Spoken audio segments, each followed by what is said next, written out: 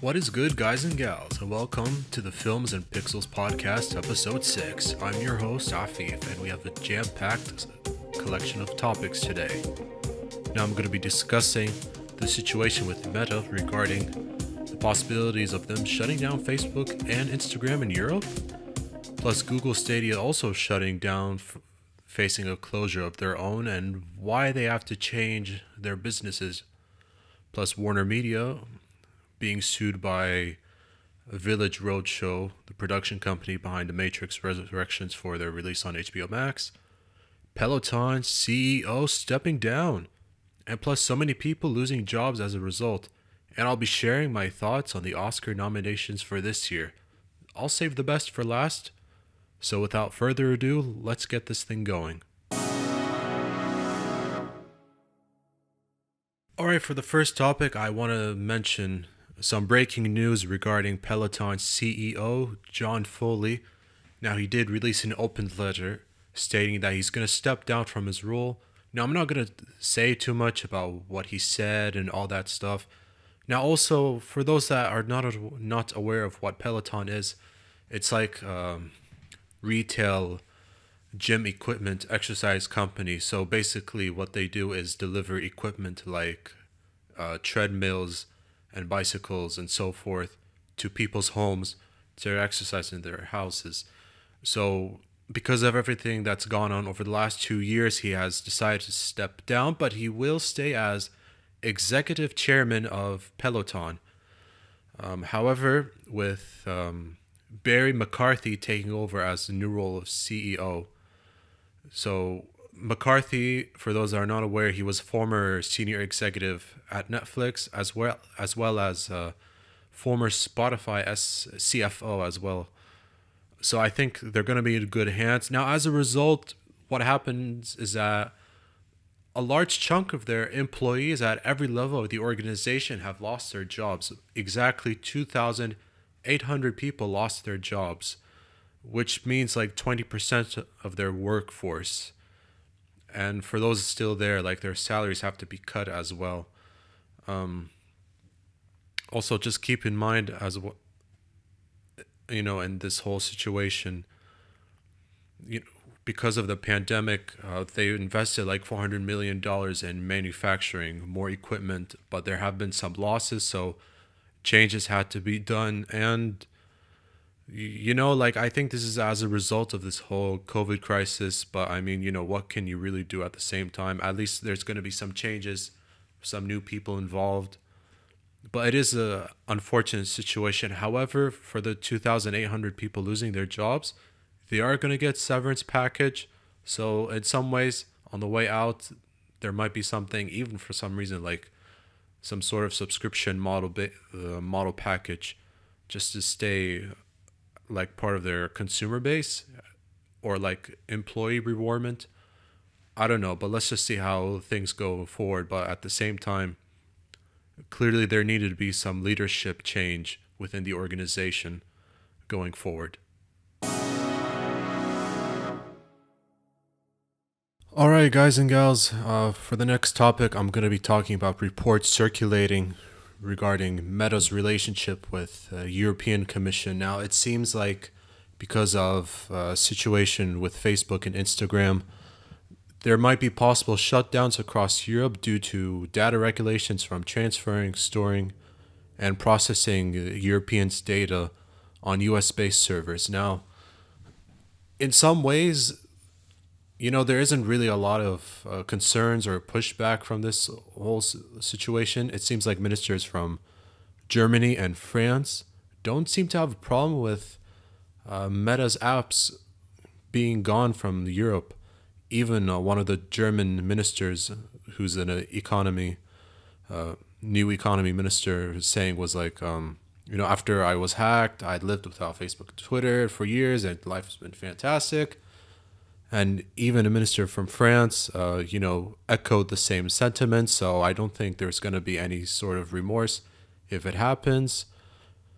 But Meta did respond with concerns about how this will affect their businesses, especially in Europe, with advert targeting Now, for those that don't understand what advert targeting is, it means when marketers place advertisements in specific areas on specific platforms to increase visibility and engagement with their target audience. Now, there were a few quotes basically saying like, if we are unable to transfer data between and among countries and regions in which we operate, or if we are restricted from sharing data among our services and products, it could affect their ability to be visible. And, if there couldn't be an agreement, then there wouldn't be any offers like Facebook and Instagram in Europe. And, and Meta has no desires to really withdraw from that region. But let's just see how that goes, because, they rely on data transfers between Europe and US in order for their global services to be operational. Meta spoke, this is like quotes I have from Meta spokesman. Also, a European Commission reacted by saying like, securing a new arrangement for safe transatlantic data flows is a priority for us and for our US partners. So there seems to be some sort of hope for this relationship to keep going, which is likely, and only an arrangement that is fully compliant with the requirements set by the EU court can deliver the stability and legal certainty stakeholders expect on both sides of the Atlantic. So, I mean, there could be a chance that operations might halt, and it could be temporary, but it doesn't seem very likely. Because of this whole situation, Meta's financial stock fell below 25% on the market, which means that they lost $600 billion, which is like 525 million euros. Insane. And at the same time, Meta said on Monday that billionaire venture capitalist Peter Thiel will step down from the board. So again, sort of like what's happening with Peloton, Meta Inc. having some sort of organizational changes within their leadership while navigating trust issues between themselves and the European Commission regarding how data transfers and how they're being stored between US and European regions. But I don't think any of their work operations will halt. It's obviously going to be very popular over in Europe to this day, and it still is. So that shouldn't be a concern. But I do think the situation is worth mentioning and commenting about, because it's important to monitor and see how it goes, especially when it comes to social media marketing in Europe. In that case, I do think that, wow. I mean, it is an interesting situation, but I don't think businesses will halt from here going forward. All right, guys and gals, for those that may or may not be aware, of course, you already know Google Stadia launched back in November 2019 as a cloud gaming platform competing with Amazon Luna, NVIDIA GeForce, even Microsoft xCloud and Sony PlayStation Now. However, since it hasn't been very successful, they have announced that they're going to repurpose their streaming tech to other companies. And some time ago, they've closed their internal gaming studio development team. So any sort of exclusives or any sort of games that Google would have developed on the Stadia platform is not going to happen going forward. And this situation is kind of interesting, because if there's one good thing about the Stadia is that Cyberpunk 2077, basically infamous for being one of the most expensive broken launches in recent history, is one of the more stable platforms on Google Stadia, as well as also being critically acclaimed on Windows, but a disaster on PlayStation 4 and Xbox One. So they've stripped this, they have shifted their license to their streaming technology partners and assisting companies like Bungie, Capcom, and the aforementioned Peloton, like I've talked about earlier, with their own situation going on. But it is kind of unfortunate because the service has been demoted within Google, and as a result, Stadia boss Phil Harrison will now have to report to Google's vice president of subscription services instead of like before reporting to Google's hardware boss, Rick Osterloh. So, I mean, it seems like Stadia won't be a lucrative platform for more cloud gaming from now on, like it was before. I can remember watching their live presentation. They were showing a demo of a couple of games like Assassin's Creed Odyssey and Doom Eternal, how those games would run on the Stadia platform. And it's kind of a shame too. I mean, you know, among other major AAA gaming IPs they paid for just to have on their platforms, one of them is Red Dead Redemption 2, costing them like tens of millions of dollars, which is insane. And they have faced some problems, including like some dispute or some sort of behind the scenes issues with like indie developers, and even a class action lawsuit over lack of not streaming in true 4K gaming. So, you know, regardless of the resolutions, even higher than full HD, but not truly like not pure native 4K streaming. And it is unfortunate. I mean, you know, looking at the gamepad, it did have this design and mix of PlayStation, Xbox, with the face buttons with the A, B, X, Y, and then the analog sticks asymmetrical on the bottom. But it's clear that the Stadia platform is falling down. Will Luna, Amazon Luna, face the same situation? I think that does remain to be seen. And I keep using that sentence, remains to be seen. But, I mean, that is kind of true. I mean, plus, I mean, Ubisoft right now, I think, are showing some sort of commitment to the Luna platform. So that's a good thing. And I mean, I think NVIDIA GeForce has been around for a while. But I mean, yeah, I think like, I don't know if it's either lack of marketing or lack of commitment, or maybe even lack of interest on the Stadia platform. I mean, it's too bad it hasn't been as successful as it could have been. But I mean, you know, what can you do, right? I mean, you swing and you miss. Just because Google is one of the top 5 biggest tech brands doesn't mean that everything they do will be a gold mine. So, you know, on to the next one, I suppose. Alright, guys and gals, there seems to be an upcoming class action lawsuit now in our hands, or at least hitting the news, I should say.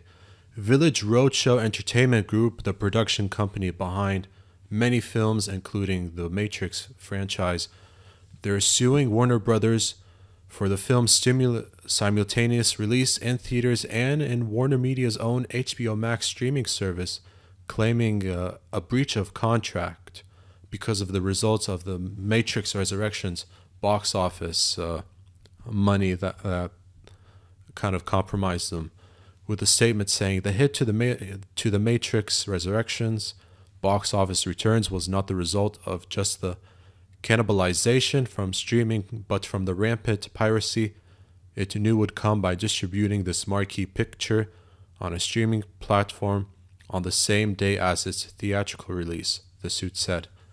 The cumulative result was devastating. Now, Warner Brothers did respond as well to what Village Roadshow was saying. This is a frivolous attempt by Village Roadshow to avoid their contractual commitment to participate in the arbitration that we commenced against them last week. We have no doubt that this case will be resolved in our favor. It is unfortunate that this is happening, since both Warner Bros.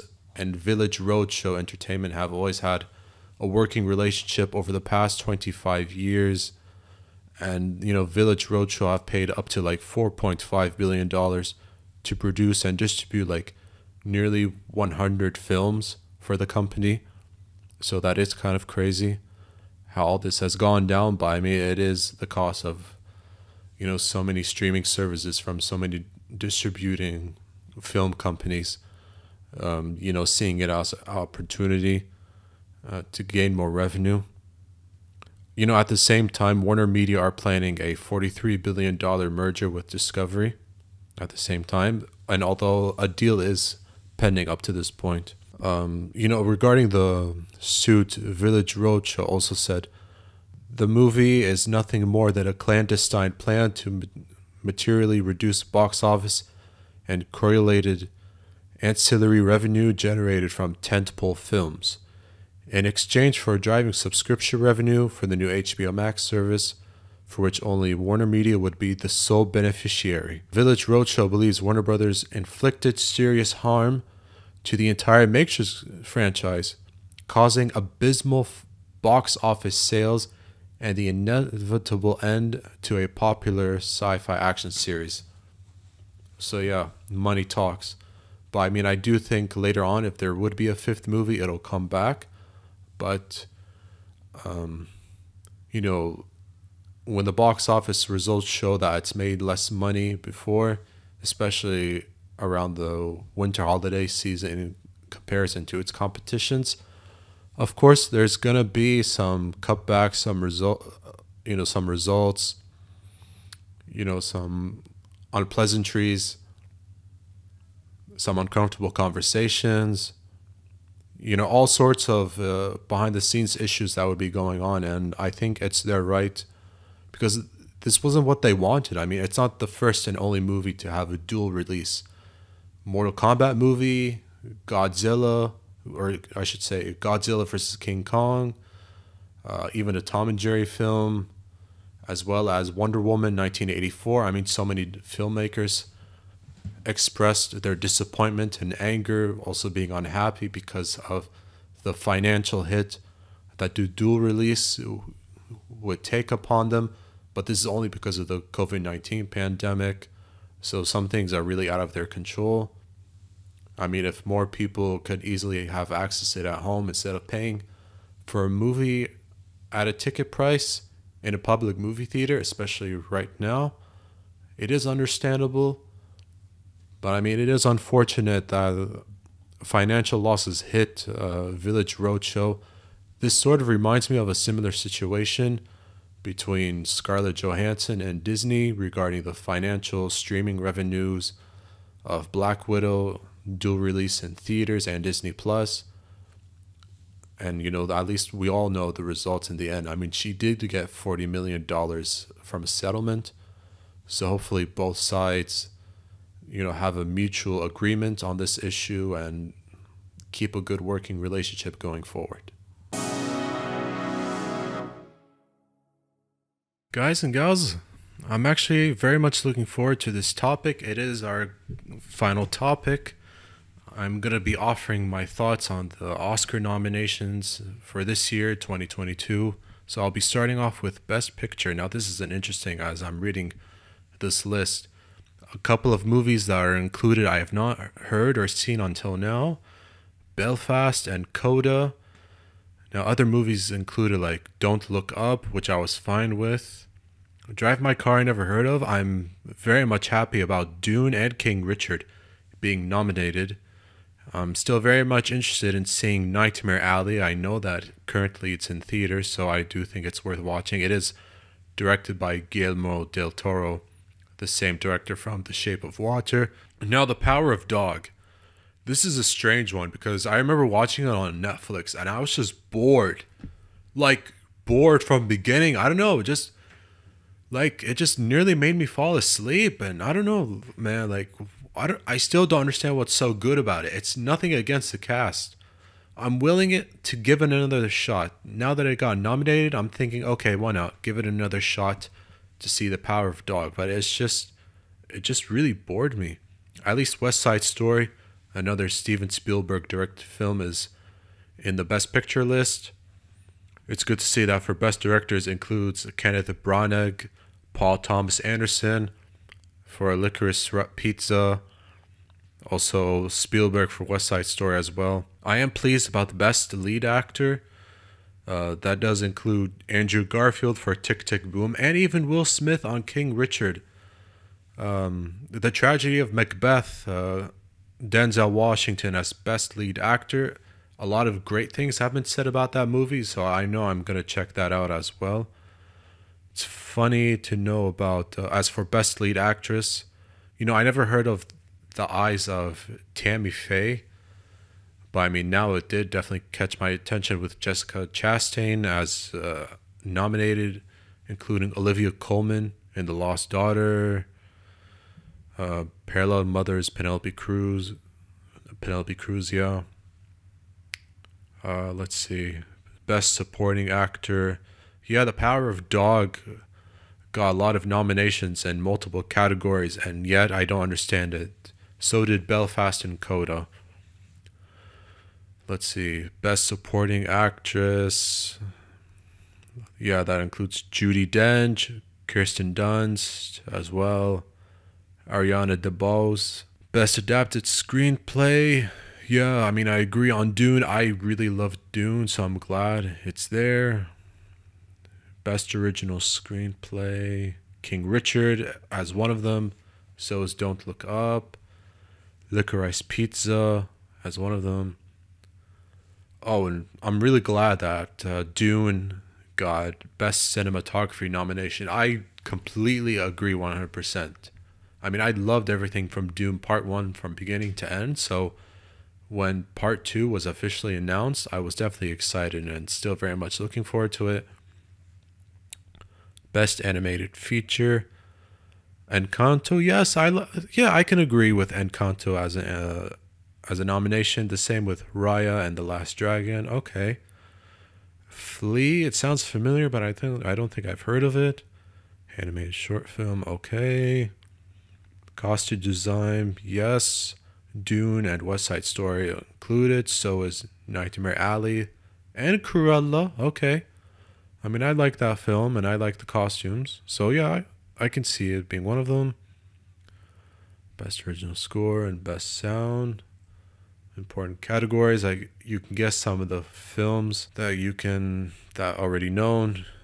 You can guess like Power of Dog, Dune. I don't want to repeat, but I mean you can easily guess the films. Documentary feature, Riding with Fire, Attica, Ascension. Let's see, Best Film Editing. Okay. Once again, Tick Tick Boom, The Power of Dog, King Richard, Doom, Don't Look Up. You know, the usual suspects. Let's see, Best International Feature Film. Drive My Car from Japan, Flee from Denmark, The Hand of God from Italy, Lunana Ayak in the Classroom from Bhutan, and The Worst Person in the World from Norway. Okay. Best Makeup and Hairstyling. Okay. Good to see Cruella as one of the nominations. Production Design as well. Visual effects. But yeah, you know what's funny? I mean, you know, there were calls about Spider-Man No Way Home to get Best Picture, but I do agree that Spider-Man No Way Home got nominated for Best Visual Effects alongside Shang-Chi and The Legend of the Ten Rings. So did No Time to Die and Free Guy as well. And you can guess Dune as one of them as well. So I am pleased that movies like Dune, Tick Tick Boom, Dune, Tick Tick Boom, also King Richard as one of the films that got nominated in multiple categories for this year's Oscar. I'm still trying to understand why there are so many nominations for The Power of Dog, but again, clearly I should give it another shot, watch it again. How and why it's very much liked, again, I don't know. Seriously, I mean, the pacing just really bored me out of my mind. Yeah, West Side Story as well in multiple categories. I mean, once again, another successful film from Spielberg. Nightmare Alley from Guillermo del Toro as well. Interesting fact, it seems that both Penelope Cruz and Javier Bardem are one of the first married couples to be nominated in multiple categories, or at least in one category in the same year. So that's a major accomplishment. Congrats to them. I know that there are so many people that disliked Don't Look Up, and I can understand why, and I can't agree, but I mean, there must be a reason for being nominated for as much as it has, as well as despite what the critics say, there are supporters and those that favor the film, so it does make sense. And yeah, I'm definitely excited, and I can't wait for the anticipation to see how it all goes down by the time it's the Oscars. I think it's later this month or in March. So yeah, it should be a good ceremony. Alright guys and gals, that pretty much wraps up episode 6 of the Films and Pixels podcast. For those that have been tuning in from beginning to end, thank you so much for watching and listening. If you're interested and want more, please subscribe to the YouTube channel. Follow and like all the social media pages that are in this description section with the links. If you want to say anything, please engage in the comment section, say anything. Remember, keep it friendly, no cyberbullying. Your opinions are always welcome, your comments are welcome.